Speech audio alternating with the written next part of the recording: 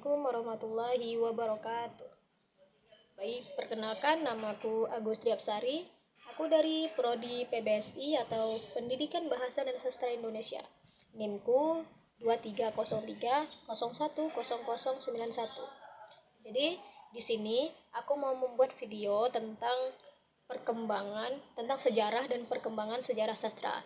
Yaitu tugas folklor dari dosen pengampu itu Pak Dodi.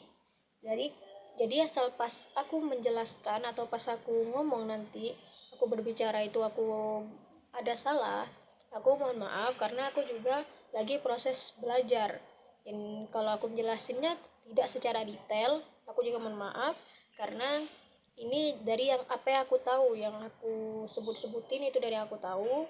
Mungkin ada lagi yang lain yang bisa kalian cari, kalian baca sendiri di buku-buku tentang sejarah atau referensi dari Google atau dari mana, kan banyak itu sumber-sumber ya yang bisa kalian baca, bisa kalian pahami. Dan di sini saya cuma memberikan sedikit tentang sejarah dan pengembangan sejarah sastra. Baik, kita langsungkan saja ya guys ya.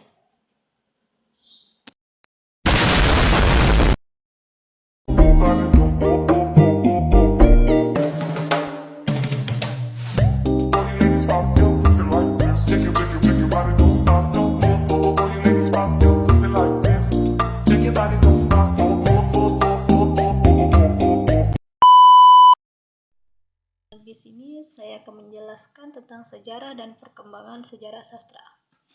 Jadi di sini ada pengertian sejarah sastra. Jadi apa sih sejarah sastra itu? Secara sederhana, sejarah merupakan berbagai macam peristiwa yang benar-benar terjadi di masa lampau. Sejarah juga dapat diartikan sebagai asal-usul tentang perkembangan peristiwa yang ada secara berkelanjutan.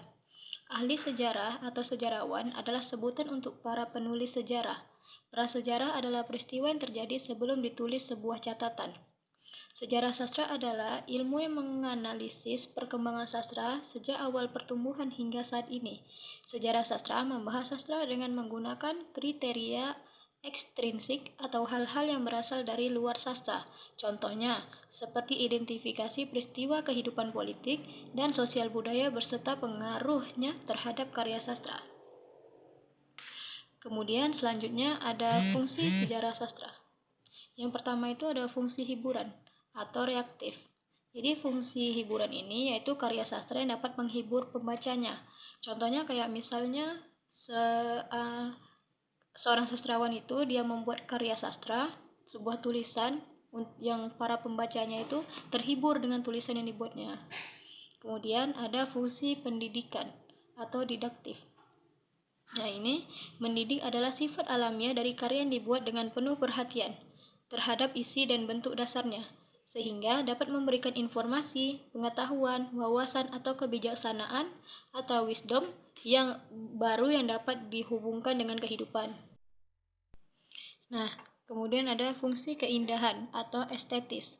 Seperti puisi, karyanya dapat hanya memberikan keindahan atau nilai estetis yang disampaikan oleh penulisnya, sehingga keindahan atau gagasan pemikirannya yang kreatif dapat dinikmati dan mengunggah penikmat atau pembacanya. Kemudian ada fungsi sosial. Sastra dapat menggugah pembacanya untuk menjadi lebih sadar terhadap isu-isu sosial yang tengah terjadi di dunia melalui perumpamaan atau cerminan realita.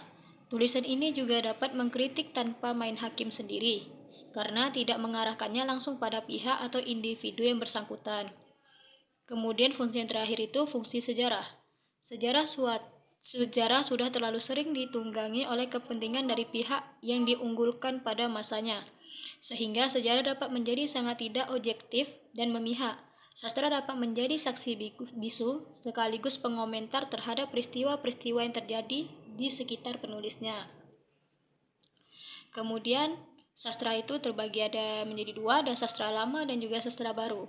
Jadi sastra lama merupakan karya sastra yang berbentuk lisan atau ucapan.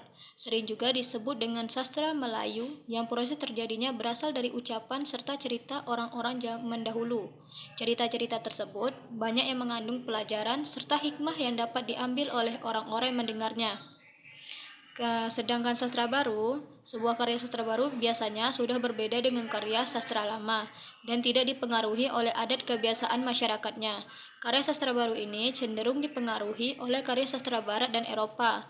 Dalam karya sastra baru memiliki banyak genre sesuai dengan realitas sosial yang terjadi di dalam masyarakat.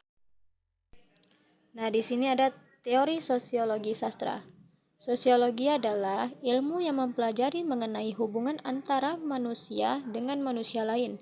Hubungan tersebut bisa saja berteman atau bermusuhan, apapun itu yang terjalin di sebuah masyarakat. Teori sosiologi sastra merupakan ilmu yang mempelajari sebuah karya sastra berdasarkan realitas sosial yang terjadi. Teori ini akan melihat adanya hubungan antara karya sastra dengan realitas sosial. Sebelumnya teman-teman sudah tahu bukan jika karya sastra itu muncul merupakan hasil tiruan dari kehidupan manusia sehari-hari.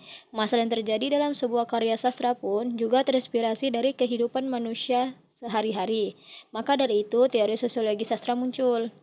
Teori sosiologi sastra juga meneliti mengenai fakta-fakta sosial yang termuat dalam sebuah karya sastra yang merupakan fakta sosial atau hanya imajinasi pengarang saja. Selain itu, teori ini juga dapat meneliti mengenai bagaimana penerimaan masyarakat terhadap teks sastra.